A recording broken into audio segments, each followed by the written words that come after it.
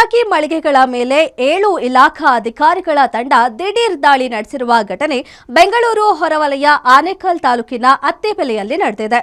ಕಳೆದ 2 ವರ್ಷಗಳ ಹಿಂದೆ ನಡೆದಿದ್ದ ಪಟಾಕಿ ಮಳಿಗೆಗೆ ಅಗ್ನಿ ಅವಘಡ ಸಂಭವಿಸಿ 17 ಮಂದಿ ಮೃತಪಟ್ಟಿದ್ರು. ಈ ಹಿನ್ನೆಲೆಯಲ್ಲಿ ಪಟಾಕಿ ಮಳಿಗೆಗಳ ಮೇಲೆ ಪೊಲೀಸ್ ಇಲಾಖೆ, ತೆರಿಗೆ ಇಲಾಖೆ, ಮಾಲಿನ್ಯ ಮಂಡಳಿ, ಪುರಸಭೆ, ಅಗ್ನಿಶಾಮಕ, ಆರ್ಟಿಒ ಮತ್ತು ಕಂದಾಯ ಇಲಾಖೆ ಸೇರಿ ಒಟ್ಟು 7 ಇಲಾಖೆಗಳಿಂದ ಜಂಟಿ ಕಾರ್ಯಾಚರಣೆ ನಡೆಸಲಾಯಿತು.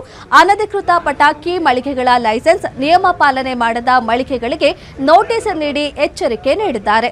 ದಾಳಿ ವೇಳೆ ಅನಧಿಕೃತ ಪಟಾಕಿ ಅಂಗಡಿಗಳು ಬೆಳಕಿಗೆ ಬಂದಿದ್ದು, ಒಂದೇ ಲೈಸೆನ್ಸ್ನಲ್ಲಿ 2 ಅಂಗಡಿಗಳ ಓಪನ್ ಮಾಡಿಕೊಳ್ಳಲಾಗಿದೆ.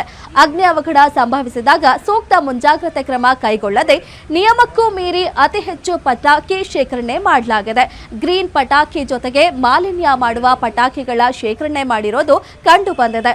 ಲೈಸೆನ್ಸ್ ಒಂದೆಡೆಗೆ ಪಡೆದು ಮತ್ತೊಂದು ಕಡೆ ಮಳಿಗೆ ಓಪನ್ ಮಾಡಿರೋದು ಮತ್ತು ಪಟಾಕಿ ಮಳಿಗೆಗಳ ಮಾಲೀಕರು ನಿಯಮ ಉಲ್ಲಂಘನೆ ಮಾಡಿರೋದು ಬೆಳಕಿಗೆ ಬಂದಿದೆ. ಪ್ರತಿಯೊಂದು ಪಟಾಕಿ ಮಳಿಗೆಗಳಿಗೆ ಆಯಾ ಇಲಾಖೆಯಿಂದ ನೋಟಿಸ್ ನೀಡಿದ್ದು, ನಿಯಮ ಉಲ್ಲಂಘನೆ ಮಾಡಿರುವ ಮಳಿಗೆಗಳ ವಿರುದ್ಧ ಕ್ರಮ ಕೈಗೊಳ್ಳಲಾಗುತ್ತೆ ಎಂದು ಅಧಿಕಾರಿಗಳು ಎಚ್ಚರಿಕೆ ನೀಡಿದ್ದಾರೆ.